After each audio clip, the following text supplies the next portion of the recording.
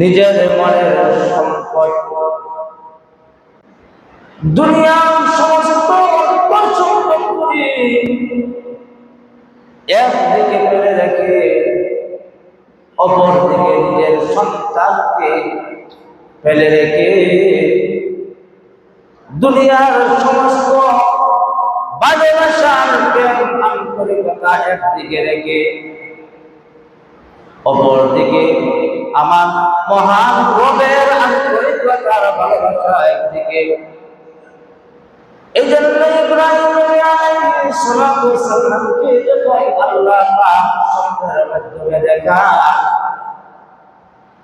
ও ইব্রাহিম,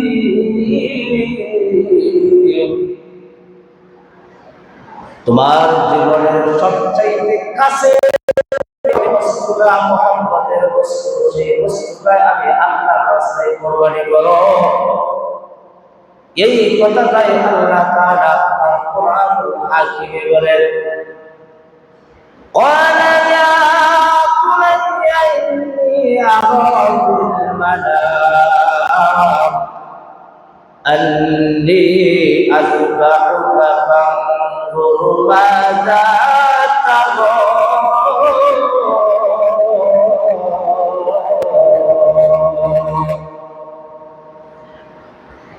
হে ইব্রাহিম, আমি আল্লাহ তাআলা তোমাকে নির্দেশ করি যে আমার মহান রবের জন্য তুমি তোমার সবচেয়ে প্রিয় বস্তুটাকে আমার রাস্তায় কুরবানি করো। জোরে বলেন সুবহানাল্লাহ।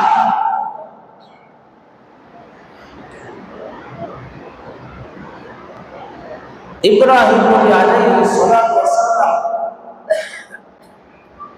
আল্লাহর রাস্তায় তিনি সকাল হইতে ঘুম থেকে উঠে উট কুরবানি করলেন, বেড়া কুরবানি করলেন। একদিন নয়, দুদিন নয়, 3 দিন পর্যন্ত আল্লাহর রাস্তায় দুনিয়ার সম্পদ থেকে কুরবানি করেছেন। কিন্তু আল্লাহ তাআলা কি সেই কুরবানি কবুল করেছেন?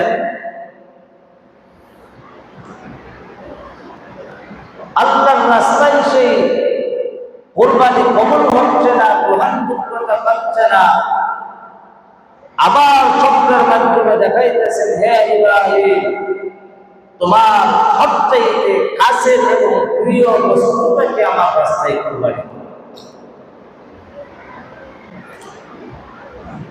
ইব্রাহিম আলাইহিস সালাতু ওয়াস সালাম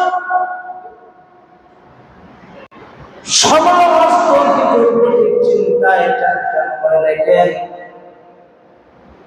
সবচাইতে ভালোবাসার আর মহব্বতের প্রেম আর আবেগের আন্তরিকতা শুধু সন্তানের প্রতি আছে, আর অন্য কোনো বস্তুর প্রতি এত মহব্বত ইব্রাহিম নবী আলাইহিস সালাম লাগে না। সেজন্য ইব্রাহিম নবী আলাইহিস সালাম দীর্ঘদিনের আকাঙ্ক্ষার বৃদ্ধ বয়সের সন্তান, নিজের বয়স প্রায় 120 বছর, স্ত্রীর বয়স প্রায় 90 বছর, এমন অবস্থায় সন্তান পাওয়ার পর সন্তান এবং নিজের স্ত্রী নির্বাচনে থাকার পর মহান আল্লাহ তাআলা আবার ইব্রাহিম নবী আলাইহিস সালামকে পরীক্ষা করার জন্য আল্লাহ তাআলা আবার সন্তানের মাধ্যমে জানাই দিলেন, নিজের প্রিয় বস্তু সন্তানকে আমি আল্লাহর রাস্তায় কুরবানি করো।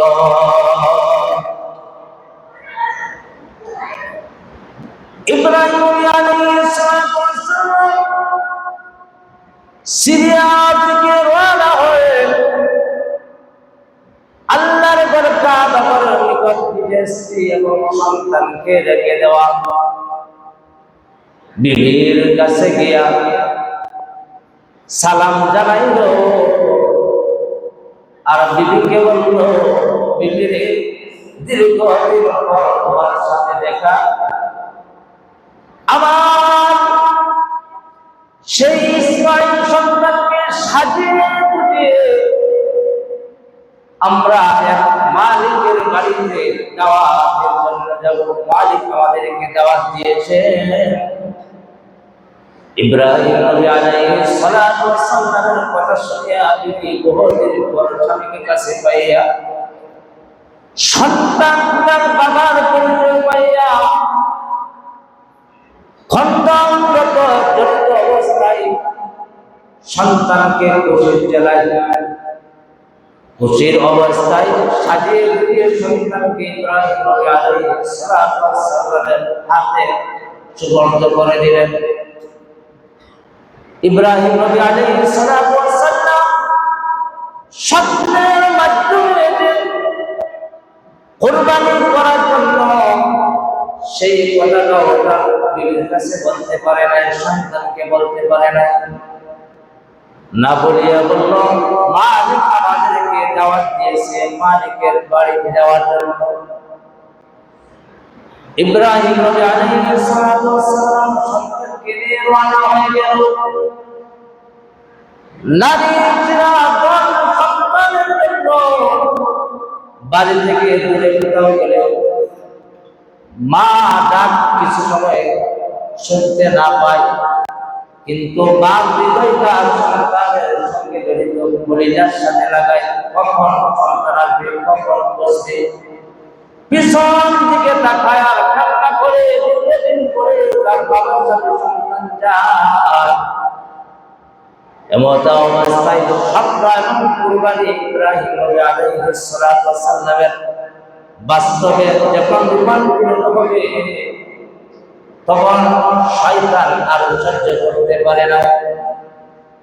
শয়তান চিন্তা করল, ইব্রাহিম নবী আলাইহিস সালাতু ওয়াস সালাম যদি সেই স্বপ্নকে আল্লাহ তাআলার নির্দেশ অনুযায়ী কুরবানি বাস্তবায়ন হয়ে যায়, সেই অবস্থা থেকে কাফের মুশরিকরা তারা সঙ্গে সঙ্গে মুসলমান হয়ে যাবে।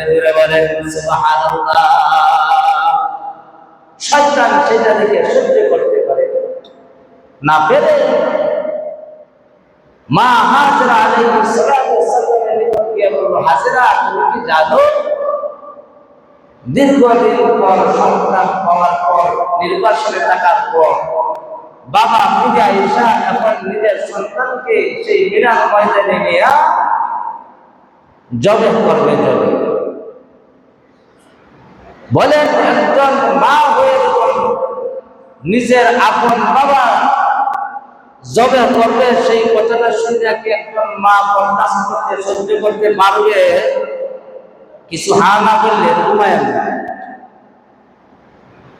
একজন মা সেটা সহ্য করতে পারবে না। তখন মা হাজরা আলাইহিস সালাতু ওয়াস সালাম জবাব দেন, শোনো, তুমি কে? আমি চিনি না, তোমাকে জানি না। এই পৃথিবীতে কি এমন কোন ঘটনা আসেনি যে নিজের বাবা বা সন্তানকে জবাব করবে? এটা হতে পারে। শয়তান সঙ্গে সঙ্গে বলল, এটা কোনো সাধারণ বিষয় নয়, মহান রবের হুকুম। বলে বলেন আল্লাহু আকবার। আল্লাহ তাআলার নির্দেশে নিজের সন্তানকে জবাই করবে। মা হাজরা আলাইহিস সালাতু ওয়াস সালাম জবাব দেন, আরে শয়তান, তোমাকে আমি চিনতে পেরেছি। যদি আমার মহান রবের হুকুম হয়ে থাকে আমার সন্তানকে জবাই করার জন্য, আমি একজন নবীর পত্নী, নবীর স্ত্রী, আমি একজন ইসমাইলকে কেন হাজার ইসমাইল যদি আমার গর্ভ থেকে সন্তান ইসমাইল জন্ম দেয়, হাজার ইসমাইলকে আমি আল্লাহর রাস্তায় কুরবানি করতে রাজি। জুড়ে বলেন সুবহানাল্লাহ।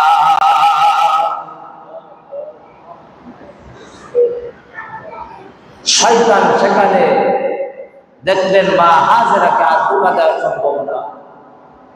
ছোট বাচ্চা ইসমাইলের নিকট এসে বলতেছেন, হে ইসমাইল, তুমি কি জানো তোমার বাবা তোমাকে কোথায় নিয়ে যাচ্ছে? জানো না যে তোমার বাবা তোমাকে মিনার ময়দানে তোমাকে জবাই করার জন্য নিয়ে যাচ্ছে? তোমার যদি বিশ্বাস না হয় তাহলে তোমার বাবার সঙ্গে দেখো ছুরি আছে, তোমাকে জবাই করার। বাবার পিছন থেকে ছোট বাচ্চা তো চিৎকার দিয়ে বললো, বাবা, একজন লোক আমাকে বলতেছে তুমি নাকি আমাকে জবাই করবা, তোমার কাছে নাকি সরে আছে। ইব্রাহিম নবী আলাইহিস সালাতু ওয়াস সালাম সন্তানকে আদেশ দিলেন, বাবা, তোমাকে শয়তান ধোঁকা দিতে, কুমন্ত্রণা দিতে আসছে, বাবাকে সেইখানে পাথর নিক্ষেপ করো। জুড়ে বলেন সুবহানাল্লাহ। সেই পাথর নিক্ষেপের ঘটনাকে আল্লাহ তাআলা স্মৃতিস্বরূপ কিয়ামত পর্যন্ত তিনটি জায়গায় কঙ্কর মারা লাগে, পাথর মারা লাগে। আল্লাহ তাআলা ইব্রাহিম আলাইহিস সালাতু ওয়াস সালাম এবং ইসমাঈল সন্তান নবী আলাইহিস সালাতু ওয়াস সালামের সেই পাথর মারা কঙ্করগুলা যত হাজী সাহেব আল্লাহ তাআলার বরকত করার জন্য যাবে, সেই হাজীগণ যতক্ষণ পর্যন্ত ইব্রাহিম ইসমাঈল আলাইহিস সালাতু ওয়াস সালামের পাথর কঙ্কর মারা তিন জায়গায় না মারলে ততক্ষণ পর্যন্ত আল্লাহ তাআলার কাছে ওয়াজ কবুল হবে না। এতটাই কসম করে সন্তান যখন জেনে গেল, মিনার ময়দানে পৌঁছে গেল। মিনার ময়দানে পৌঁছার পর ইব্রাহিম নবী আলাইহিস সালাতু ওয়াস সালাম সন্তানকে পরীক্ষা করার জন্য বলল, বাবারে, তোমাকে যে জবাই করবো সেই কথাটা বাড়িতে তোমার মার সামনে বলতে পারি রে। এখন তোমাকে আমি বলতেছি, আল্লাহ তাআলা আমাকে নির্দেশ করেন, ওয়ালা ইয়া বুনাইয়া ইন্নী আরা ফিল মানামি আন্নী আযবাহুকা ফানজুর মাযা তারা। আল্লাহ তাআলা আমাকে নির্দেশ করলেন, আমার সন্তানকে আমি আল্লাহর রাস্তায় জবাই করি। এজন্যই নবীর সন্তান পরীক্ষা করার জন্য নবীর সন্তান কখনো ফেল করবে না, সঙ্গে সঙ্গে জবাব দিয়ে দিয়ে কোরআনের ভাষায় ক্বালা ইয়া আবাতি ফাআল মা তু'মার সাতাজিদুনি ইনশাআল্লাহু মিনাস সাবিরিন।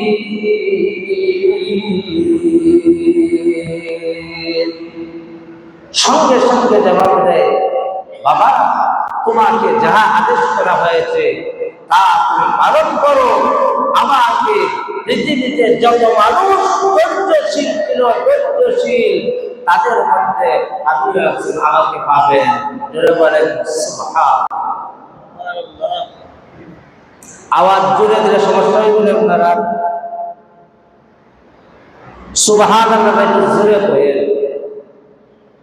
আশ্চর্য কথাগুলো আলহামদুলিল্লাহ সুবহানাল্লাহ এতটাই আল্লাহ তাআলার কাছে কবুলিয়ত, কিয়ামতের দিন দেখবেন সেই আমলের উপরে হয়তো আপনি পার পেয়ে যেতে পারেন। হোক্কা সুবহানাল্লাহ। এখন আসতে আলহামদুলিল্লাহ বলা যাবে। এজন্য কবির কবিতার ভাষায় বলেন, বাচ্চা বেটা সিপাহী কা গোরা উসকা হোতা কারা গোরা।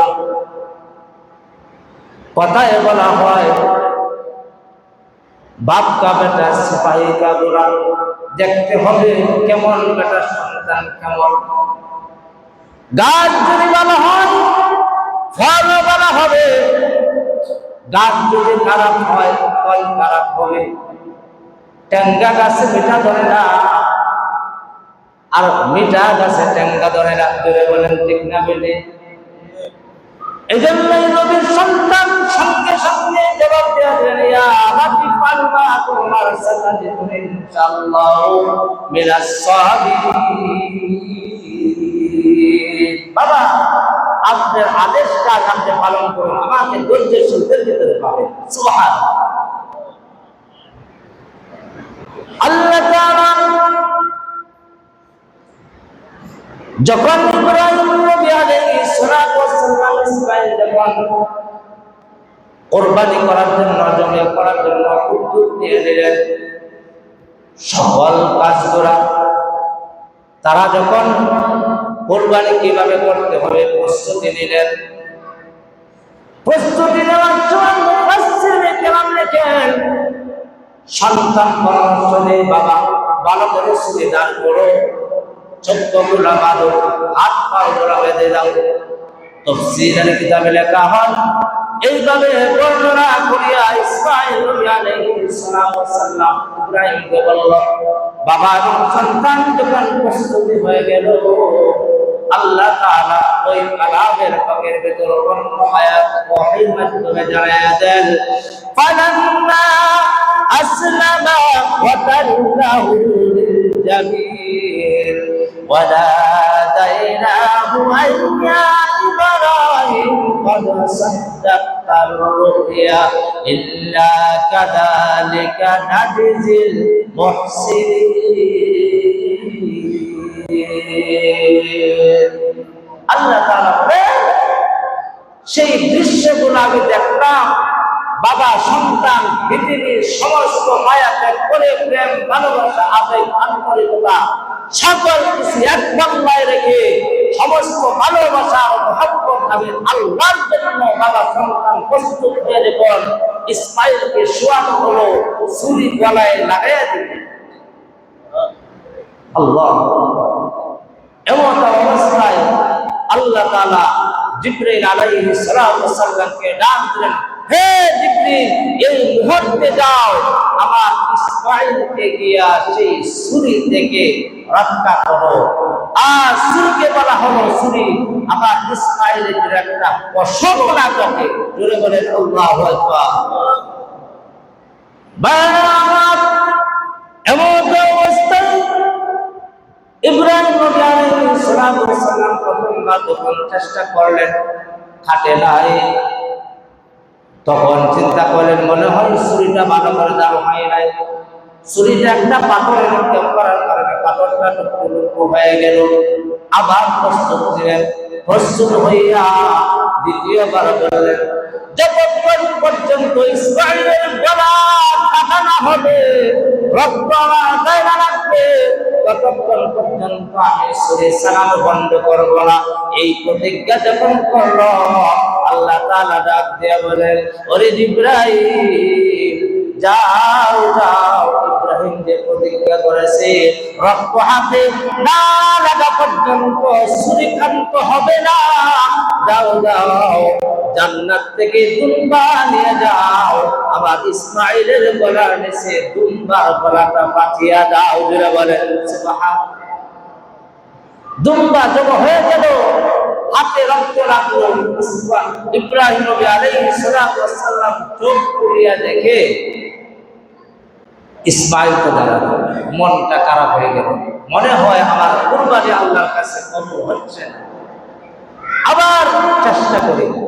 এমন অবস্থায় আসমান থেকে ডাক এসে গেল, রে ইব্রাহিম, তোমার সন্তান কুরবানি করা আমার কাছে বিষয় ছিল না।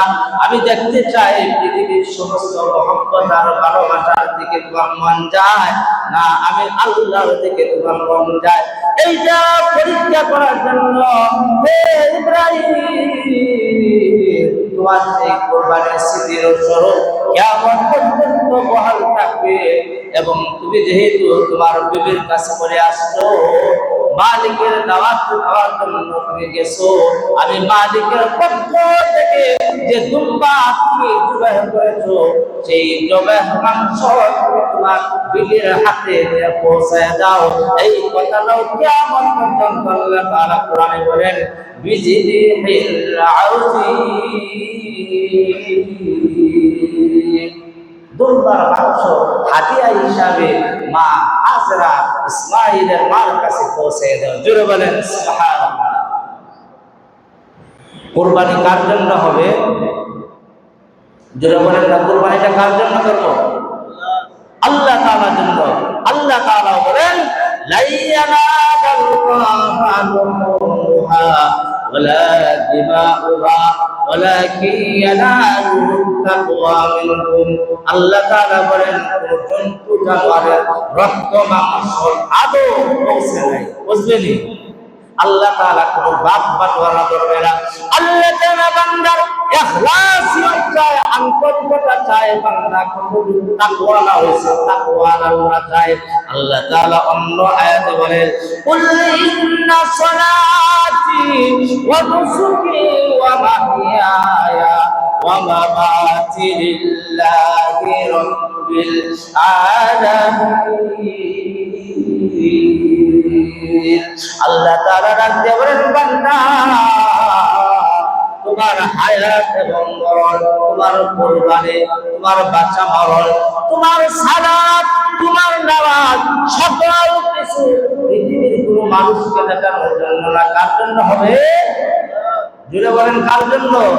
আল্লাহ তাআলার জন্য। আল্লাহ তাআলা বান্দাকে আমার জন্য করে কিনা, আল্লাহ। এজন্য আল্লাহ তাআলা যাদেরকে তাওফিক দিয়েছেন সেই তাওফিক অনুযায়ী বান্দারা কুরবানি করবে। কুরবানি করার পরে সেই মাংসগুলো ফ্রিজে রাখবে, হাদিয়া দেওয়ার প্রয়োজন নাই। জোরে বলেন ঠিক না বেঠিক? এটা ঠিক কন্যা দেবে কুরবানি হচ্ছে দিতাম। কুরবানি করার পর মাংসগুলো কেটে ফ্রিজে রাখতাম, অথবা কুরবানি করবো আমি মাংস খাওয়ার জন্য, অথবা সবচাইতে বড় কুরবানিটা দিব যাতে বাজারের এলাকার লোকেরা বলে লোকটা বড় টাকাওয়ালা, সবচাইতে বড় যে পশুটা সেইটা কুরবানি দিছে। এমন যদি নিয়ম থাকে তাহলে আপনার কিয়ামত পর্যন্ত কুরবানি করলে আল্লাহ তাআলার কাছে পৌঁছবে না। কুরবানি করতে হবে সমস্ত জান এবং মাল, সকল কিছু আল্লাহর জন্য আমি করলাম, এই নিয়ম থাকতে হবে।